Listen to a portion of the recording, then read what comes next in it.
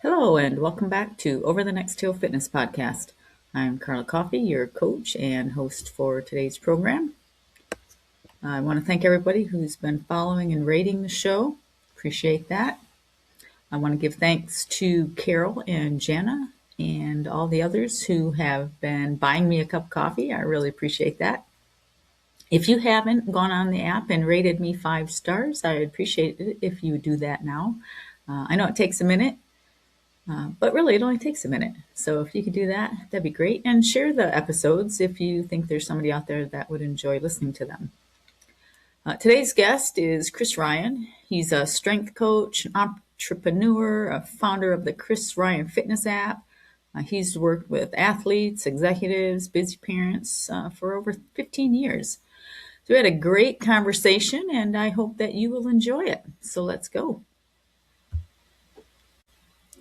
Hello, Chris. Welcome to the show. Thank you so much for having me, Carla. I'm happy to be here. It's going to be a great discussion, I can tell. So let's get started. When and what got you into fitness? Oh, great question. I think it really started at a young age for myself. My dad really got me going. I had an older brother as well. Of course, being competitive into sports and everything really helped out. But I think, growing up in the 80s, seeing movies like Rocky IV in the training montage, as cheesy as that may sound, and like just being an athlete through and through in so many ways in so many different sports growing up, and realizing like, oh, I want to be strong like that actor. My middle name is actually Conan, so maybe it was predispositioned on that end. My dad wanted to name me Conan. My mom said no, but they settled on the middle name. And I was born in 1980. Conan came out in 81, I think, but it was in the works, if you will. It took a while for the funding to come through on the movie front, but I think it started in like the late 70s and like 79 or something, if I remember from Arnold's biography, or autobiography. But yeah, it's kind of funny when you actually like think about that. And my dad like told me the story of, oh yeah, so predisposition, I guess, in a multitude of different ways to be in the fitness world. That's great. Growing up, did you have a favorite sport that you played, or were you mostly into bodybuilding, or what? Oh no, not yeah, definitely. Like soccer and basketball were my favorites. I think I love to play soccer, but once again, dating myself in the 80s and 90s, like the NBA just kind of came of its age at that point. You had, as we found out just now, right before this call, that we're both native. Genesee County, proud Genesee County Michiganders, Yeah. where Flint, Michigan's from.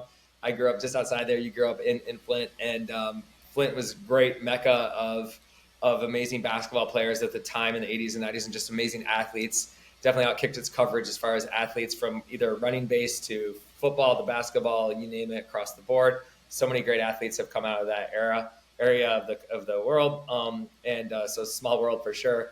But yeah, I really wanted to be a basketball player, but I peaked out at 6 foot tall and I had bad eyesight. So like, apparently I was geared for the track, and eventually I showed some promise in track and field, and eventually in the middle distance races, and the rest is history at that point. Okay. So did you end up falling in love with running in the end?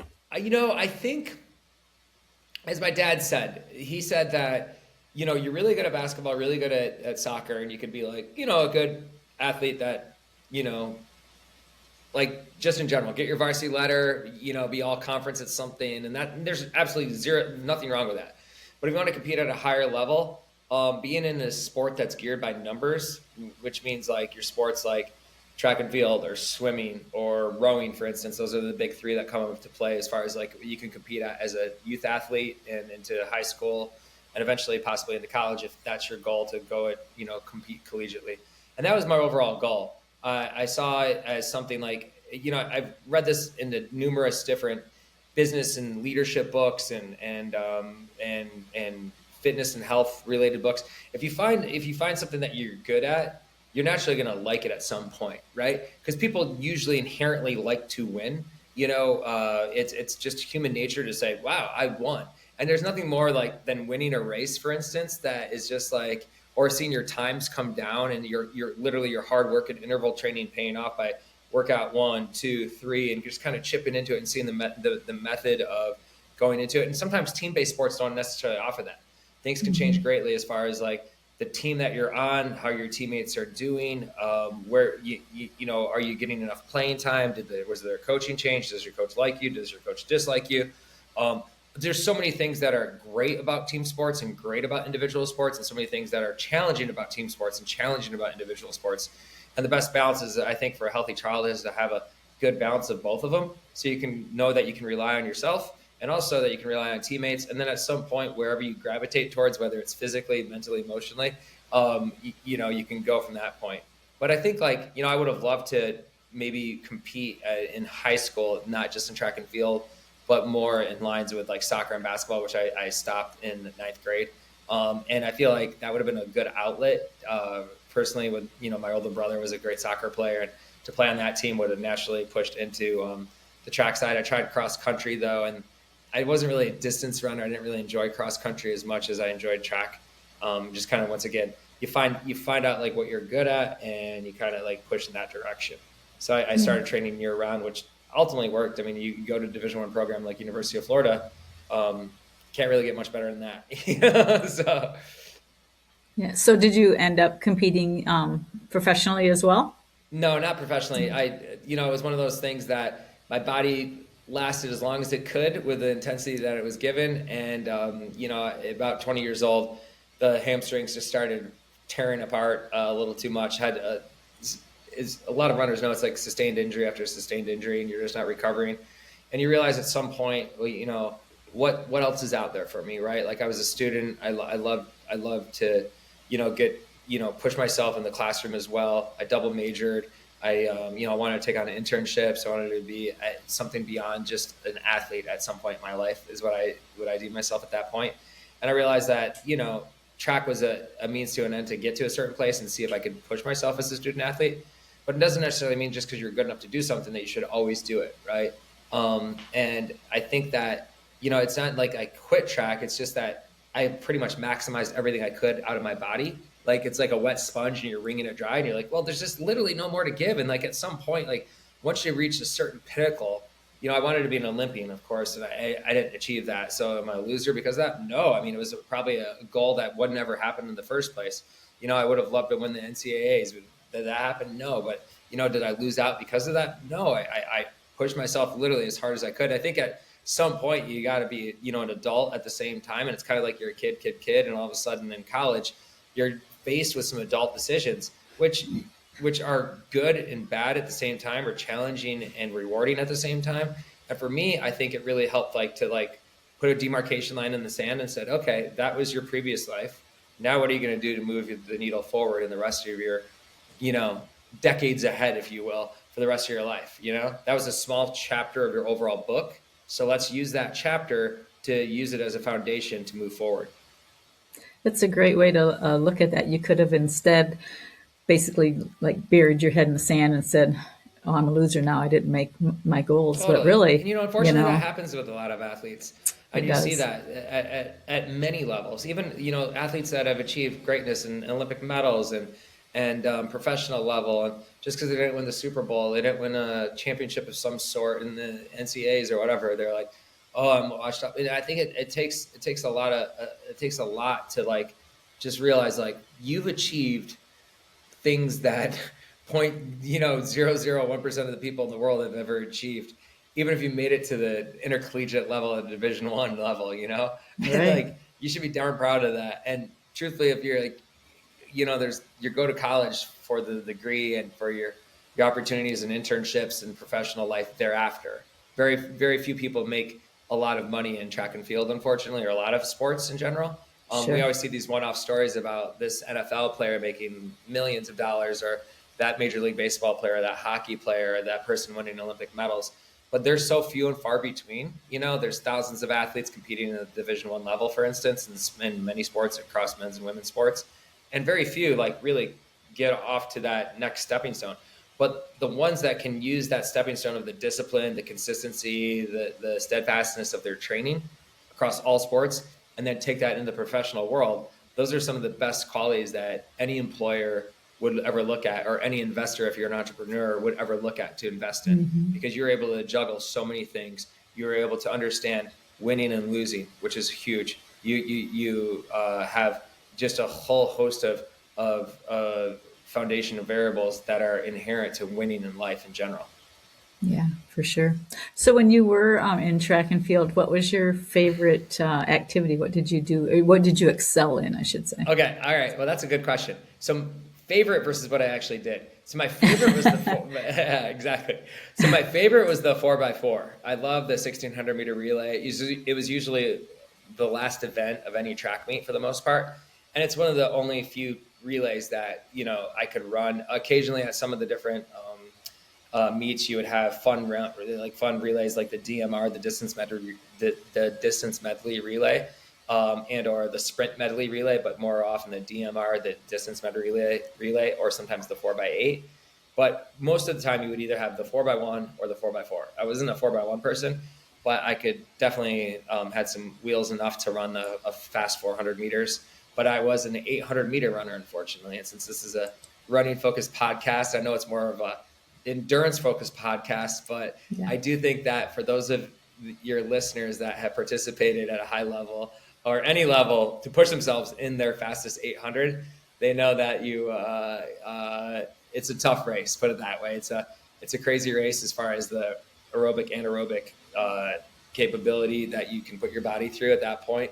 But what it does is it gets you tough. It teaches you what your body can and cannot handle. It teaches you proper running economy and cadence and power generation through the ball of your foot, so that if you do push yourself into endurance, you look more efficient because you are more efficient as a runner. And I say that because sometimes more endurance focused runners, if you just start with pure endurance and you're just like, I just want to run a 5-hour marathon, that's awesome achievement. But you might be better off of like starting smaller with like running a fast mile, for instance, and really trying to train like and I'm talking for your over 40 weekend warrior that's just trying to do some charity races, to dabble into some, turkey trot 5K, that sort of a thing. That if you just start running like a little faster, your running economy, Quickly your froze gait up. in the way that your cadence is with your foot strike and everything just gets a little bit better, because to run No. faster, you have to physically be better. And versus you can run slow with bad form, heel strike out in the front of your hip line and that sort of a thing, rounded back and shoulders, which unfortunately we see a lot of. And to do that with tens and dozens and hundreds of miles on your body definitely accumulates over the course of time. And that's my strength conditioning expert hat wearing at this point, where I've seen a lot of injuries resulting from people that just push it too far rather than dialing it back and say, okay, maybe I'll raise the intensity a little bit more, but with less pounding on my body overall. And that's a whole other discussion, I'm sure, and I don't know where you want to take it, but we can take it a multitude of different directions. But I was, running the 800 really set a foundation of like proper running form for both sprinting and middle distance and distance work. Yeah. And so after that, what did you pursue going forward from there? Because as you said, you didn't become a professional runner. Yeah. So where did that lead to you after college or Oh, in the middle of so college? great question. So I was able to double major. I transferred back to Michigan State where my older brother was at, and we were always close. And I had grown up in Michigan, so I was like, you know what? I kind of wanted a clean slate after Florida. I love the Gators and I love everything that they did for me. But at the same time, it just felt like I went there to be a student athlete, and I just wanted to kind of be a student at that point. So I went back to Michigan State, double majored, graduated, high in my class in econ and international relations. I was able to take an internship overseas in London for a consulting firm, and then in investment banking in Washington, D.C., and then worked in corporate America for about 9 months in finance in Chicago. Realized that wasn't for me. And that was around the time that the Rich Dad Poor Dad books came out by Robert Kiyosaki, and I really started getting into this owning my own business, being an entrepreneur, that sort of a thing.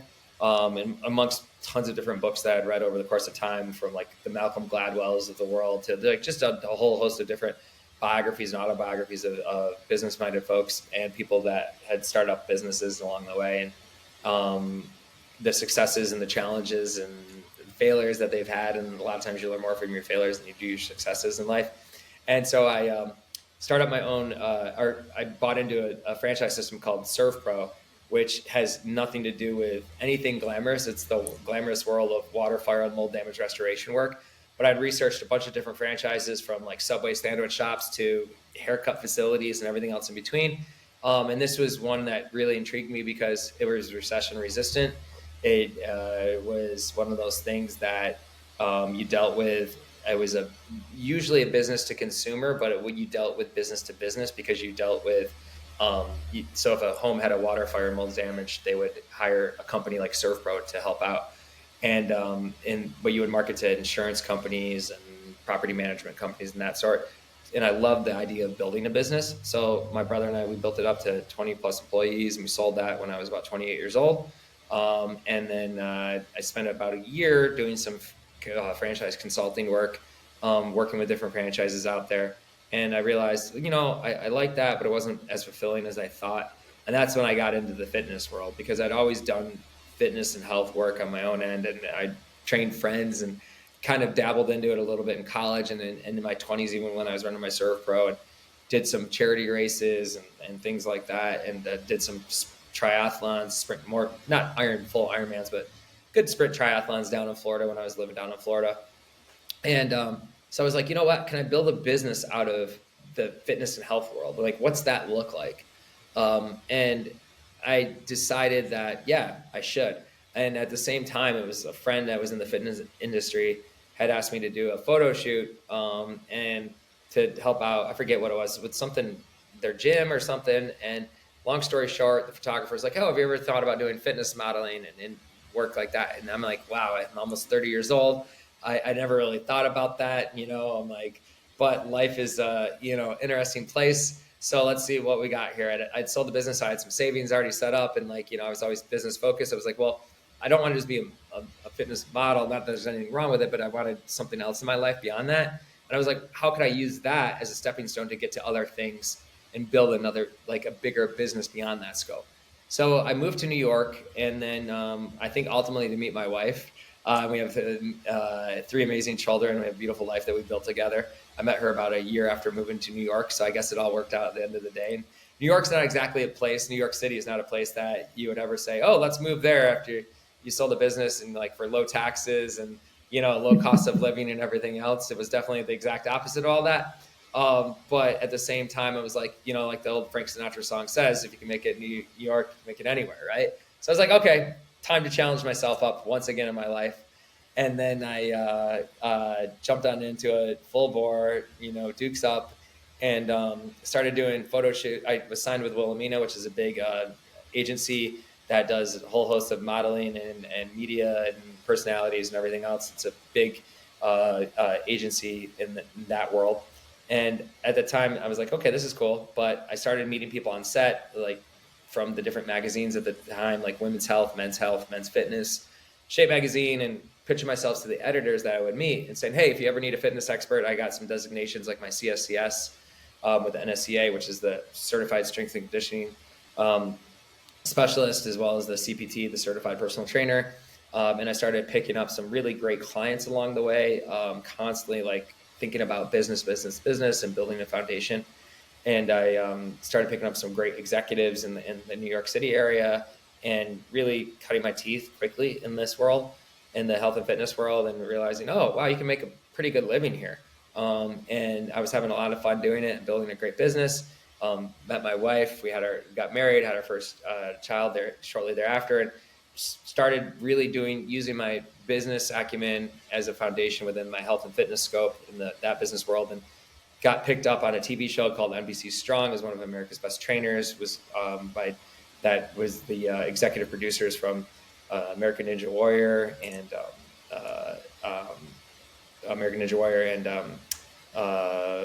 The Biggest Loser at the time, and also full circle back to Rocky IV, Sylvester Stallone. So that was kind of cool. So yeah, I was handpicked by them and was one of the top 10 trainers in America. So, and then that was off to the races. I did a bunch of covers for Men's Fitness, for instance, Men's Fitness magazine. Worked with Polo, Ralph Lauren, to help relaunch their Polo sport brand as both a consultant as a fitness expert consultant with their tech t-shirt that they had at the time, which was a really big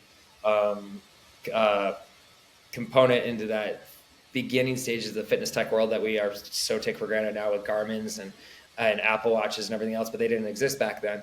And so it was really cool to do that, and amongst polar heart rate monitors as we know now. And it did a bunch of work with all these different brands. And then I was picked up by Mirror, which was the first full length studio mirror that you could see yourself working out. And they had raised a Series A funding that was pretty substantial of like $10 million. And I was like, you know what? They're a legit company. And I'd been contacted by different companies over the course of time. And I was like, as long as I can fit it into my schedule, I'll try it. And of course, by this point, there's like, 30 hours in the day that I needed to operate my life, but I figured out a way to do it. And I did it. And the rest is history. I became a founding trainer for them, became, one of their most sought after trainers on the platform. And then we were bought out by Lululemon for $500 million in the June of 2020. And then was on with Lululemon. They converted over to Lululemon Studio up until January of 24. And then over the last 2 years, I've had my own app that once again threw my hat back into the ring, the Chris Ryan Fitness app that's available in the app stores for Apple and the Google Play stores for Android devices. And so on-demand live workouts, nutrition, you got it covered on that app. So I'm really proud of that. So that's kind of a full circle of like where, how I got into the fitness world, long-winded way, but it's a pretty cool story. Because a lot of times people are like, oh, I just it wasn't a straight shot just from like failed Division I runner to fitness trainer, and that's it. And the rest is Yeah. history, right? Because I think that people need to understand that there's always been a business focus behind it first and foremost, right?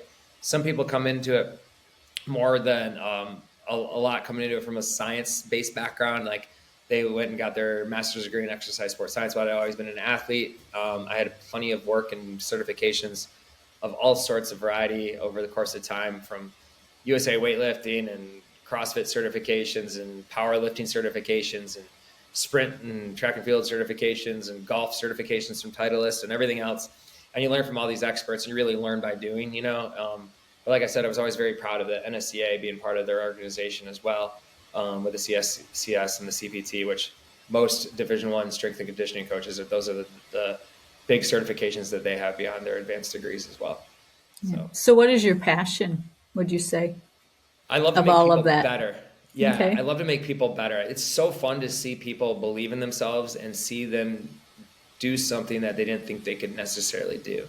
And I think that people lack a certain amount of self-respect for themselves at time and or discipline, which ends up being consistency at the end of the day. And if it's just like you aim small, you miss small in life, and you just like take that first step. Well, guess what? I always tell people, I'll want it as much as you want it for yourself, right? I can't want it more. I can't do the work for you. I can't drink the water, get the rest that you need to recover. I can't, cook your food for you, but I'm going to give you all the opportunities to do it for yourself, which will ultimately be the most empowering. But I'll show you every single step of the way. And that's why I developed the app. I didn't necessarily need to. I thought from a business standpoint, would it be smart? Yeah. But could I have done other things in my life? Yes. But I think that I wanted to make the world a happier, healthier place. And with like great at-home workouts that don't need a lot of equipment. Of course, you see like a big power rack behind me and a Rogue Echo bike, and I have some other fun toys here for myself. Those are just like personal items. But all the app-based workouts are like, for instance, body weight. They're dumbbell-based or band-based, either resistance band or mini band-based. Things that generally like are relatively low cost that you can do at home, but you can get like great amount of results for yourself as well. And then obviously running is a big one that doesn't really cost much money other than the pair of your shoes. You can do it Oh, anywhere. that's the story they like to tell you. Yeah, exactly. Exactly. But in general, running doesn't necessarily cost money other than your Right. shoes. Now, are there a lot of tools? And if you get involved with it, are there expensive race fees and everything else? Yes. But in general, as a workout mechanism, Yeah. does running cost money? Not really, I mean, Yeah. if you ran barefoot on grass or trails, you technically free right there, right? There you But you go. got to find the right grass and trails of which that don't have rocks or any sort of sharp objects to run on it. So, and those are few and far between. But for the most part, you get a nice pair of shoes, a decent $30 watch. You don't need to have a $500 health watch if that's your thing and you really want to tech out and everything. I totally get it. But in general, it's one of the lower cost, great workouts that you can do out there. Yeah. So, do you do much in-person training, or is it strictly through the app? So I used to do only in-person training up until COVID. And then COVID taught me that I had to rethink about the way I did business. And so I converted everything over online personally. So I took all my pre-existing clients, converted them all over online. 90% of them stayed with me. And those are FaceTime sessions that I do.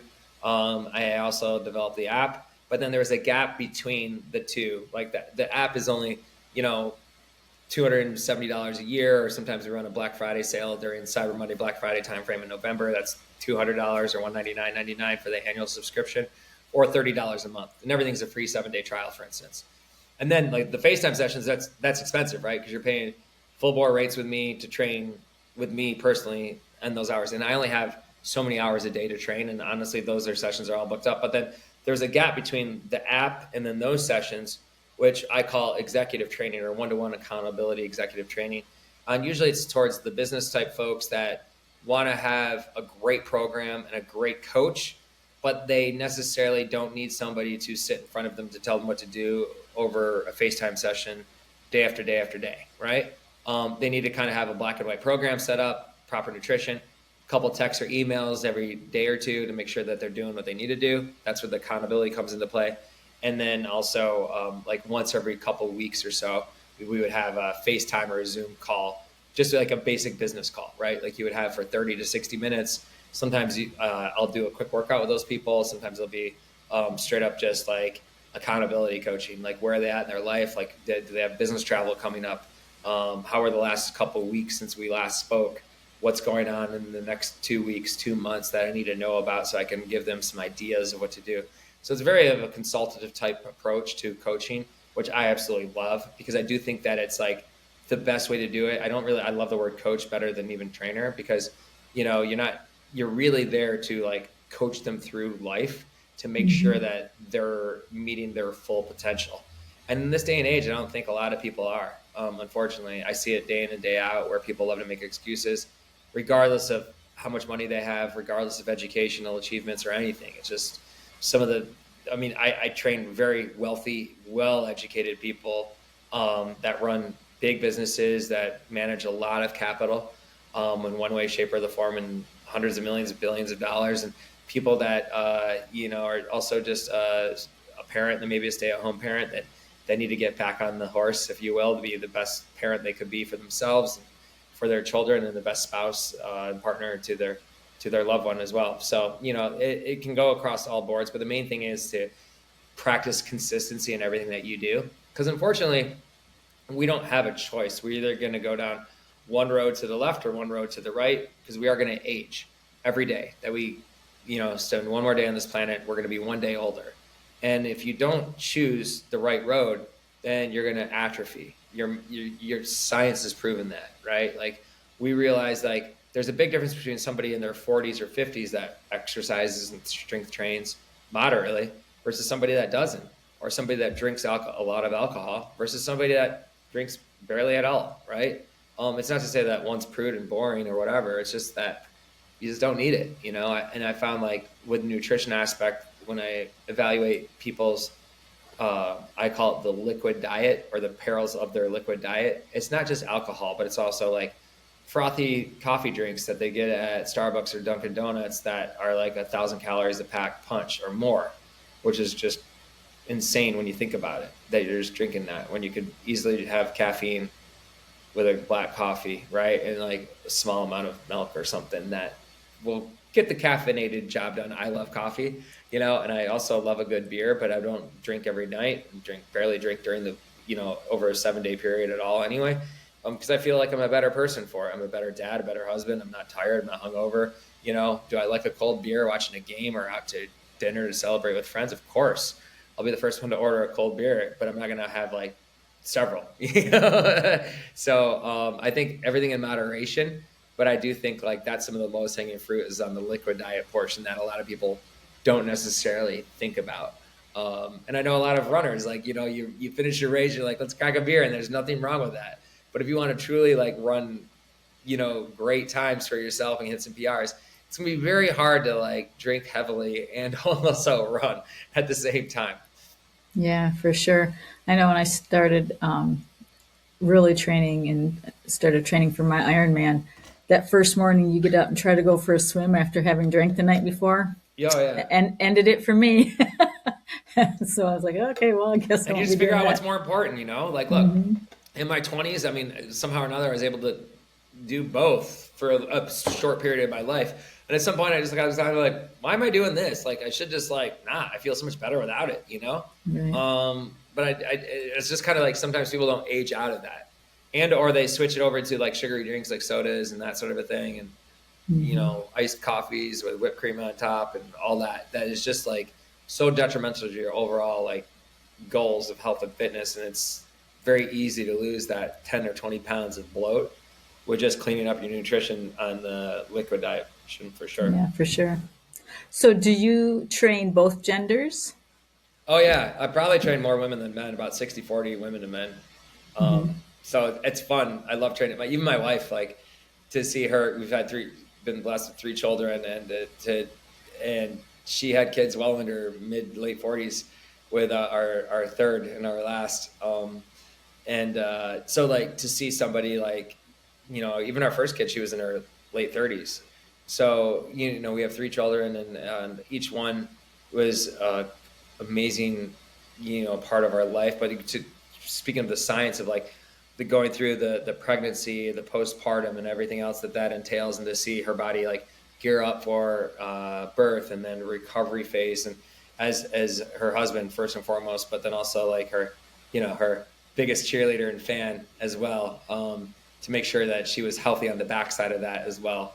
Of each pregnancy was so fun to like deal with the postpartum, but in ways that to make sure she felt comfortable, she was strong after the doctors gave her clearance, and to get back into it safely and surely. And then, now she's very strong and fit, and she's plays tennis all the time. And it's so fun to see her be athletic and strong, and being a great example for our kids as well.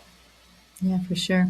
And do you have a variety of ages as well for the men and women, or do you mostly stick to, 30 to 50? What is that like for Yeah, I you? think with the sweet, it's kind of like back to track and field. Like you kind of like, for whatever reasons, things kind of find your way through life. Like your genetic makeup is going to kind of dictate where you're at. I wanted to be a sprinter. Of course, I wasn't. I was fast, but not that fast, right? Relatively speaking, you know.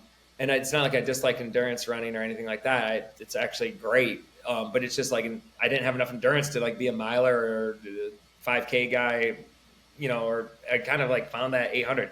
Same way with with the training aspect too. It's just like you're gonna naturally find like where you're at. And for me, for whatever reasons, that 35 to 55 age bracket is probably the biggest crux of it. But what's really cool is I have a ton of people that are much older, into their 80s, that are a big component of it as well. So it's really like all over the spectrum. And it's not to say that there's sometimes kids in the teenage years jump in with their parents in the workouts.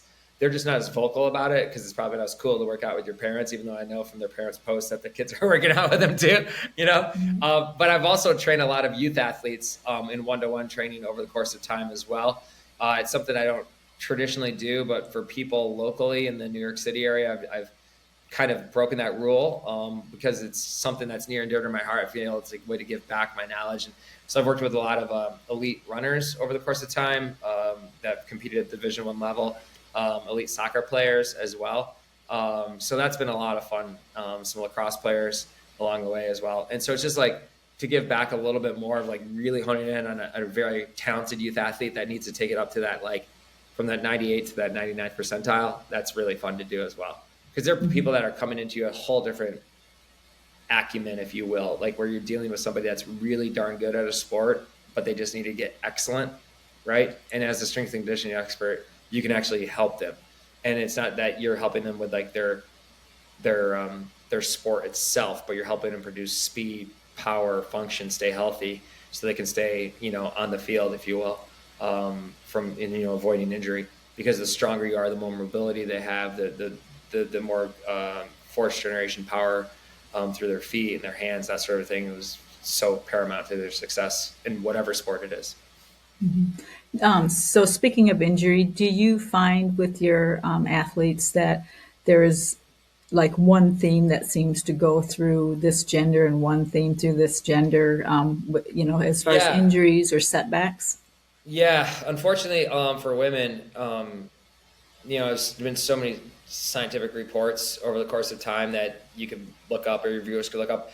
But for a whole host of reasons, women are much more prone to ACL injuries. So childbearing reasons of the way the hips are set up. So like a lot of female soccer players have, it's kind of like a rite of passage, if you will. At a certain point, they've all like torn their ACL, or like not all, but like 70 or 80% have torn their ACL by the time they get to be, through a Division 1 level onto the national team, for instance. Maybe I'm off by a few percentage, but it's well over half. I know that, but it's just it's to me it seems like an insane amount, and I do think that you can't go against biology, but you can train as smart as possible, right? To like make sure your joints, tendons, and ligaments are strong because they need to be put under load to strengthen. They want to be. The last thing they want to do is ever become weak when you're cutting really fast and that sort of a thing, right? And you see it also with amongst men too.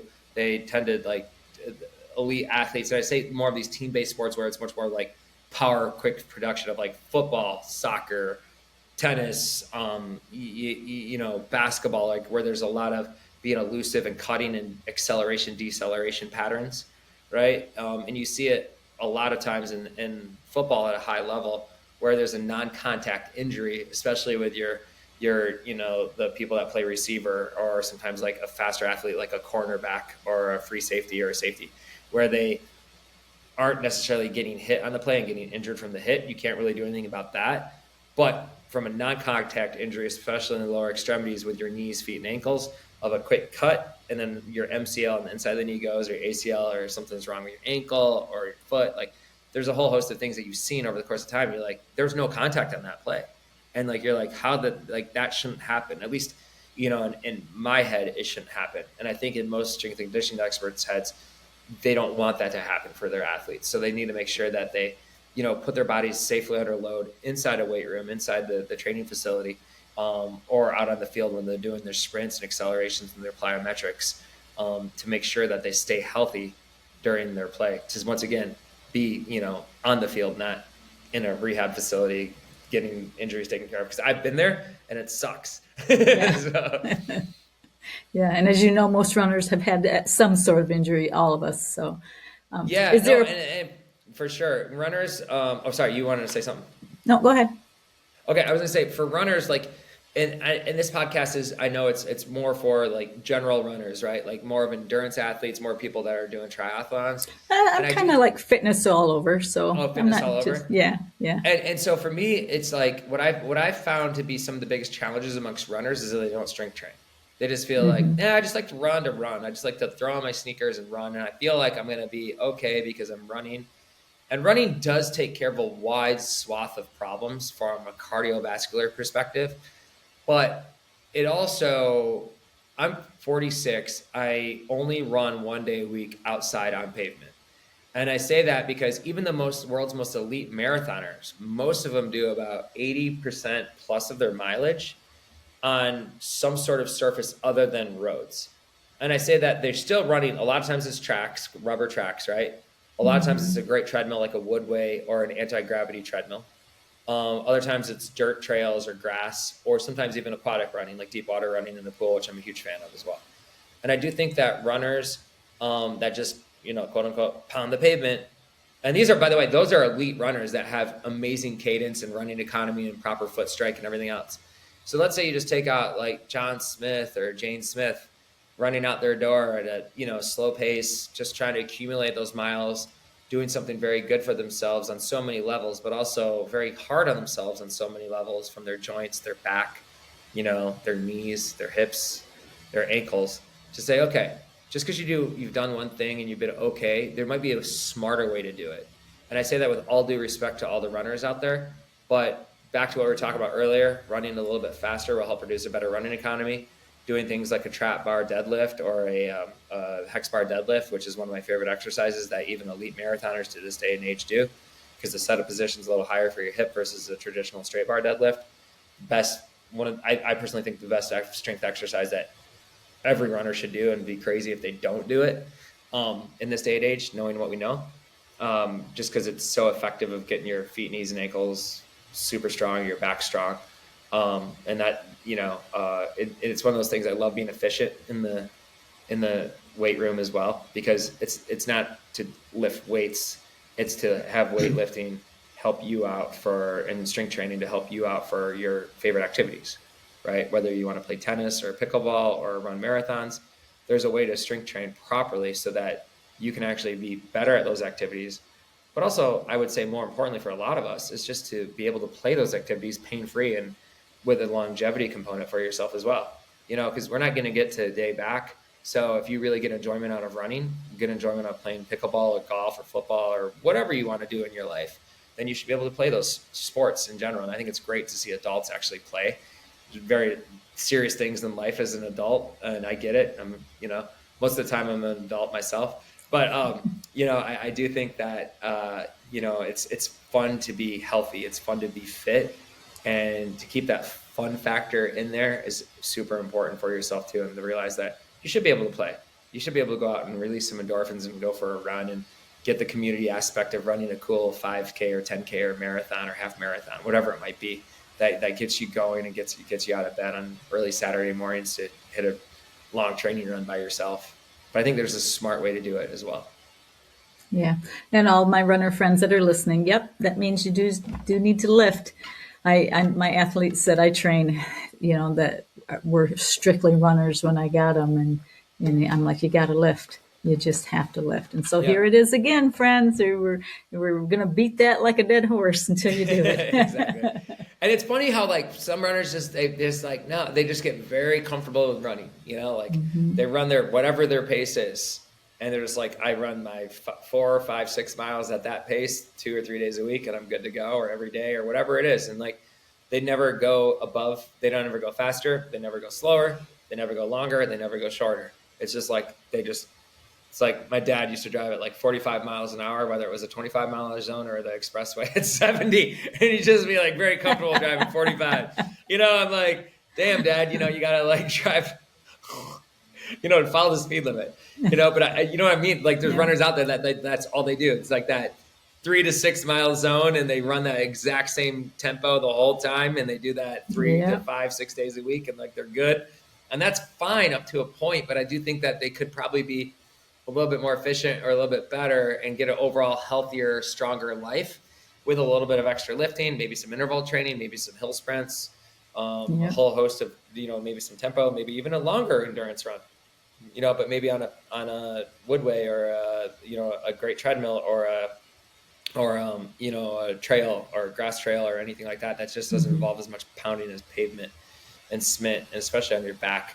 I do see a lot of runners out there with poor form, and it's not necessarily because they're bad people or bad athletes or anything like that. I just think that they've accumulated a lot of miles in their body and they haven't done the proper amount of strength training to compensate, and or they've been running on too many hard surfaces for many thousands of miles, and it just accumulates on your body. It just does. And I say that as I love running, and running is so important to me on a daily basis. But I do feel like as I've gotten older, you realize what your body can and cannot handle, and how important it is to run with proper form, proper foot strike, proper footwear, but also inherently a proper surface as well. So would you say that hex squat is something that you assign to all of your athletes, or is there a different exercise that you're like, every athlete needs to do this? Yeah, I think the hex bar deadlift, it's kind of a squat deadlift movement, but they traditionally in my world, we call it either a trap bar deadlift or a hex bar deadlift. And it's the one that literally looks like a hexagon with 2 handles on it, and you lift it up at the sides so your shoulders in a neutral position. And there's less load on your lumbar spine, but it's really a load on your whole body, which is awesome, because you can produce max force through the ground. And I love to do it actually barefoot, so you can collapse the arch of your foot, which you are supposed to do. And when you squat, that's why you have an arch in your foot in the first place. When you squat, you push down, and then your arch compresses into the ground. And that means that you're pushing force properly through, splaying through your toes, that sort of thing. And so I love that. Squats are great. Back squats, front squats are great. But I do think that the hex bar is probably one of the best lifts you can do, because it's going to be the lift you can lift the most amount of weight out of any other lift in the gym. And when you do that, you're going to produce the most force to the ground. So force generation is important, because that produces the power and acceleration that's so important for runners in general, or any athlete in general. And running is such an important aspect for any athlete out there. And so that the more power production you can get through your feet, the better off you're going to be. I remember reading an article some odd years ago about, I'm going to butcher his last name, but Meb Keflezighi, the great American Hmm. marathoner from about 2 decades ago, give or take now. And he did a hex bar training program. It took several minutes off of his marathon. Nothing else really changed in his program, but it was able to get a little longer stride, and not a stride by overstriding, right? Sometimes when the common person hears longer stride, they think, oh, I'm reaching my foot further out in front of my hip. No, that's not how it works. You're moving your center of your mass a little further forward so that the stride length increases that way. And the only way to do that is to produce more force to the ball of your foot through the ground so that you push your hips forward in an acceleration pattern, right? That's why you see these elite runners, you're like, God, they look so beautiful because they're producing so much power, even as a Hmm. marathoner, through the ground. Not even Usain Bolt running 100 or 200 meters, but just a marathoner. They just see stride after stride, like so beautiful, so beautiful. You're like, I want to look like that. Obviously, they're elite of the elite, but they also have practice, right? Hmm. And you can, even as a average recreational runner, you can really look great, and then your times will come down too. But also, ultimately, you're going to be able to participate more with run pain free if you're the stronger you are. And it's not about putting on mass or size. You're not trying to just do bicep curls to do bicep curls. You're getting your shoulders pulled back. You're pushing force to the ground. You're getting your hips stronger, your backside stronger, your feet and legs stronger. That ultimately leads to a stronger body, which ultimately leads to more force and power generation. So you can increase your stride length. And also, you're going to have better running form because your shoulders will be pulled back. You'll be stronger in your backside as well as your hips. So your spine stacks better on your hips. And runners need their lungs. And your ribs won't be sitting on your lungs to compress the balloon Hmm. effect of the lungs down. When you get tired with a sloped shoulder, you're just like this. It's much harder to breathe like that and looking down towards your feet than if your chin's parallel to the ground. You're running forward with a smile on your face, nonetheless. Yep. Smile like you love it. Exactly. Is there is there a particular mobility movement that you like have for all of your clients too? You like, okay, you have to do this. If you don't do anything else, you need to do this. Great question. I think okay. So I want. All right. So these are, I guess, they're mobility, but I love tibialis raises. So if you put your back to a wall, walk your feet a little bit out in front. It's great for shin splints for getting your shin stronger, but where your heels would be down, and then you would just your feet would be give or take. You would keep your legs locked at the knees. You walk your heels off from the base of the wall, but your tailbone through your head will be flush against the wall, and you'd walk your feet forward, give or take a foot to 2 foot. The further your feet are away from the wall, the harder it is. And you would just stay on your heels, but you would flex your toes up with a straight knee position as far as you can, so that you're going to work through your tibialis, your shins, and you're going to actually feel your shins flex. You'll be like, oh my goodness, I never knew I had muscles there. Yeah. And truthfully, and those are fantastic. Works the top of the ankle. I think for runners, athletes, I think for your grandmother, for anybody Yeah. under the sun, those are amazing because that is the first contact point with your body, with your foot, is your ankle. And the ankles are so strong, or the ankles need to be so strong because that is your first contact point with your foot. And the foot is the only thing that connects your body to the ground. So your feet are so important, right? But at the same time, your ankles are so important because they're what connects pretty much 95% of your body, right? Your feet are only 5% of your body, give or take, or 10% of your body mass. And your ankle is that support mechanism. So how important are your ankles? Hugely important. And we can get nerd out really quickly at what's called ankle stiffness of your low heel recovery and everything else that involves with the ankle. I'll avoid that topic, but maybe at another time. But that just allows for, and it's not to say that you have stiff ankles, but allows for your foot not to have your heel collapse as you hit the ball of your foot down on the ground. So think of more of like a kangaroo bounding, right? Where if this is the heel and this is the ball of the foot, it's just a little bit above. So you push off the ball of the foot and your toes stay dorsiflexed up to the sky rather than pointed down like this, like a ballerina would be on toe point. You would think of more of a spring. And then that way you can recruit your Achilles tendon and get a little stronger, a little bit more efficient with your stride length and everything else. Yeah, that's one of the things that, and then of course heel raise is the opposite direction for my Totally. older athletes. To Mm-hmm. so that's one of the keeps them from shuffling as they get older. I have some 100%. people, making them get up and down, up and down from the floor. That's huge, and then just those little things for those older people that aren't Yeah. necessarily athletes anymore. I still call them my athletes, Oh, but I love you it. I know, love that you do. And I think like back to Bill Bowerman, everyone's an athlete, from Nike. And I think like yeah. the great, Oregon track and field coach, and he coined that term. And I totally agree with that. I think that everyone is an athlete. I just think you just got to believe it. And the more you can believe it, the better off you're going to be. But, I think the mobility is so important for runners out there beyond just the ones that we just mentioned, and there's so many more that involve the hips, the spine, the shoulders. And I have like a full stretch and mobility training program on my app as well that I'm super proud of. And actually, I love to teach those classes because just like everyone else out there, I don't do enough. Full disclosure, I don't do enough on my own. So when I teach it, I force myself to do it. So it feels so good when I do it. And I'm like, I got to do this on my own sometimes. And I go through a quick flow usually every day on my own, but I probably need double that, But I do feel as I gotten older that I wake up in the morning and watch the coffee brew. I'll do some sort of like down dogs or some squats with like calf raises or heel raises or just a quick little hip mobility circuit if I have like space. I love what's called 90-90 setup where there's these little drills that you do where your legs are set up in a 90-90 degree position with your foot, knee, and ankle, one in front, one in back. And there's various amounts of like torso rotational drills and like where you go down and in with your nose towards your heel, rotational drills where you kind of like go around the clock, and then some internal hip rotation stuff where you lift up your back heel. Those are all on the app. They're pretty hard to explain without watching on a video. You'll probably feel like you're gonna get tied up in a pretzel, but they're very easily explained on the app. So if anyone's interested, there's a 7-day free trial on chrisryanfitness.com that you can always check out as well, and see all the different variety of classes out there that I'm very proud of. Yeah, we'll put those links in the show notes so Okay, people thank can you so much. can directly go to those. Sure. And Is there also, anything? Oh, very appropriate too, is I have a strength training for runners program on there as well. So if anyone's interested in that, by all means. And most people don't have a hex bar or trap bar deadlift, so I don't technically do that on the app. There's ways I do it with the dumbbells that get a similar effect. Once again, trying to cast that wide net for people out there. But most people don't have that unless you're working out at a pretty nice commercial gym space, or boutique fitness strength and training gym. But if you do have access to it, highly, highly recommend it.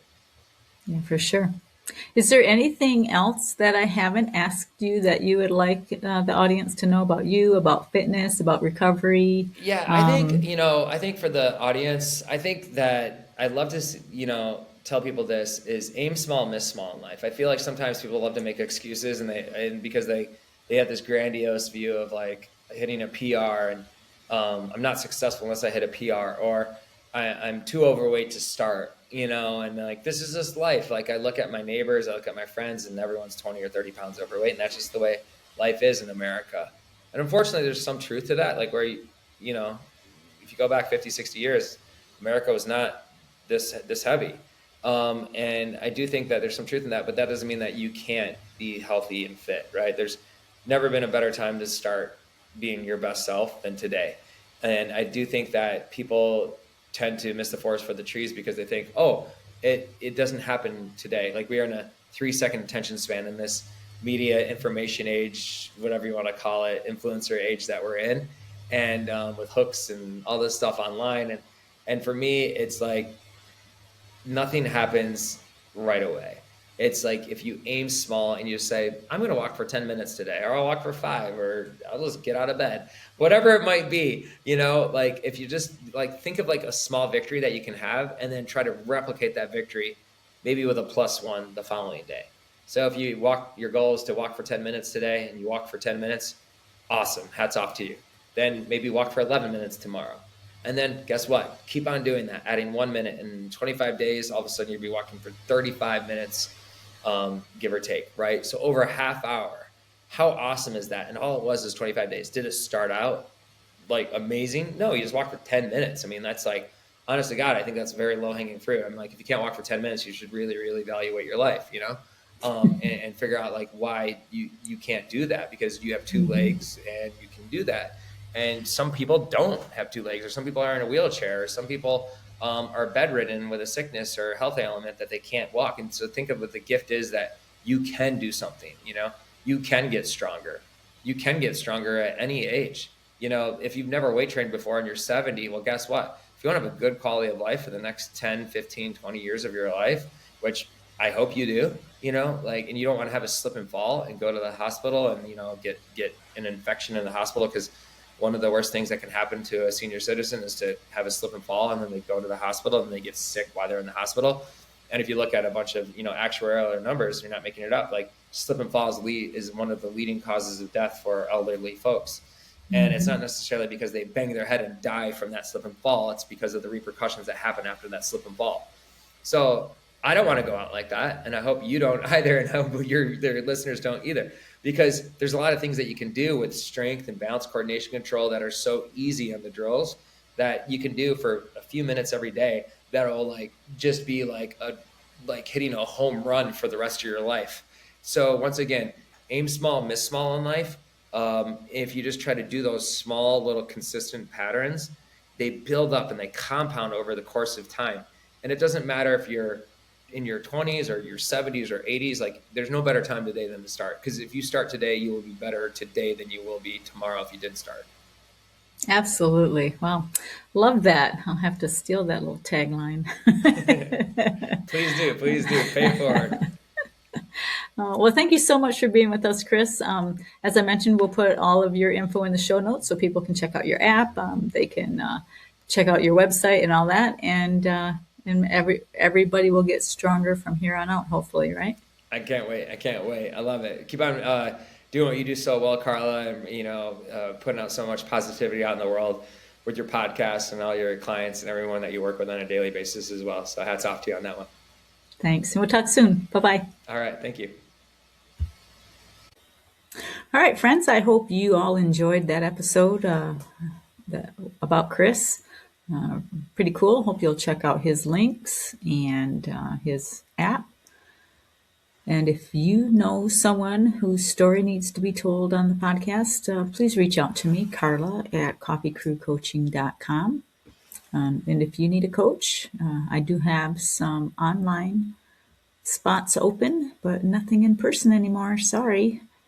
Of course, if you're not local, doesn't help you anyway. All right, friends. I'll see you on the next episode.